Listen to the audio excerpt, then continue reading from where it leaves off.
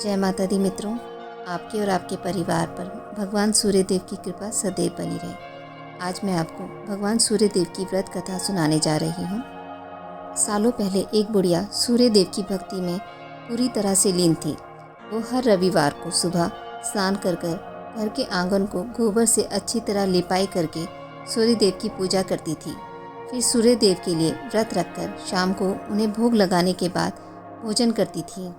उस बुढ़िया की भक्ति भावना से सूर्यदेव काफ़ी प्रसन्न थे और भगवान की कृपा से उस बुढ़िया को किसी तरह की परेशानी नहीं होती थी। उस बुढ़िया की खुशी और संपन्नता को देखकर उसकी पड़ोसन को जलन होने लगी। वह बुढ़िया अपनी पड़ोसन के आंगन में बंधी गाय के गोबर से आंगन को लीपा करती थी। पड़ोसन ने जलन के मारे उस गाय को आंगन की जगह घर के अंदर बांधना शुरू कर दिया। अब अगले रविवार को सुबह बुढ़िया को सूर्य देव की पूजा करने के लिए गाय का गोबर नहीं मिला, जिस कारण वह सूर्य देव की पूजा नहीं कर पाई और पूरे दिन खुद भी भूखी रही। रात में सूर्य देव उस बुढ़िया के सपने में आए और उससे पूजा ना करने और भोग ना लगाने का कारण पूछा। जवाब में बुढ़िया ने बताया, घर के आंगन को लीपने के लिए गोबर नहीं था, इसलिए पूजा नहीं कर पाई। पूजा नहीं करी तो भोग भी नहीं चढ़ाया। बुढ़िया की बात सुनकर सूर्यदेव उनसे कहते हैं कि मैं तुम्हारी भक्ति से प्रसन्न हूँ, इसलिए मैं तुम्हें एक गाय दे रहा हूँ।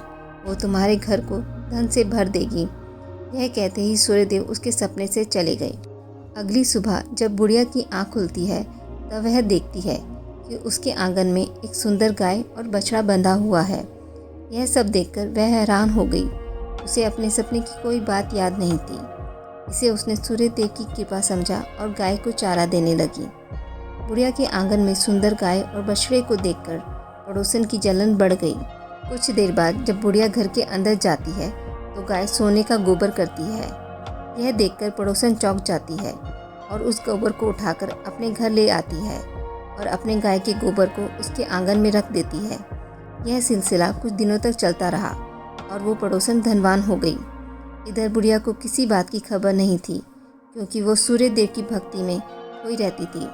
उधर सूर्य देव को उस महिला की हरकतों पर काफ़ी गुस्सा आता है। उनके गुस्से के कारण धूप काफ़ी बढ़ जाती है, जिस कारण बुढ़िया गाय और बछड़े को घर के अंदर बांध देती है।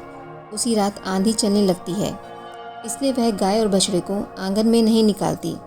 रात भर गाय अंदर ही बंधी रही।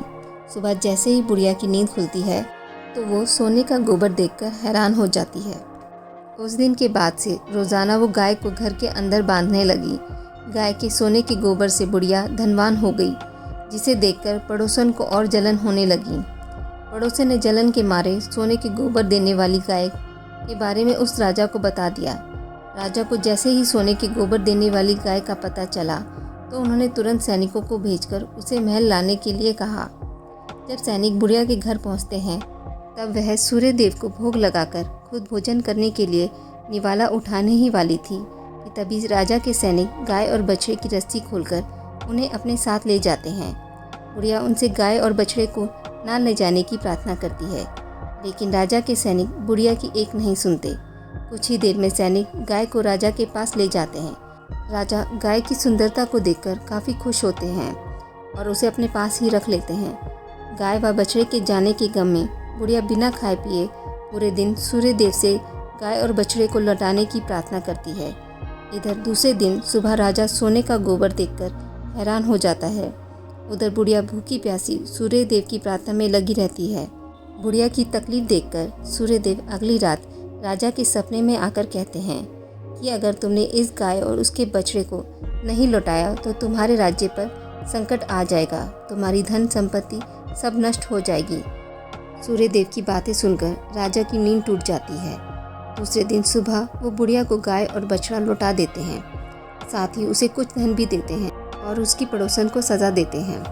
सूर्य देव की इस चमत्कारी गाय और बुढ़िया पर उनकी कृपा देखकर राजा पूरे नगर के लोगों को हर रविवार सूर्य देव की पूजा करके व्रत रखने के लिए कहते हैं। तभी से ही रविवार के व्रत का चलन शुरू हुआ और राजा के पूरे राज्य में खुशियाँ ही खुशियाँ छा गई। ओम सूर्याय नमः। ओम सूर्याय नमः। ओम सूर्याय नमः। ओम सूर्याय नमः। ओम सूर्याय नमः। ओम सूर्याय नमः।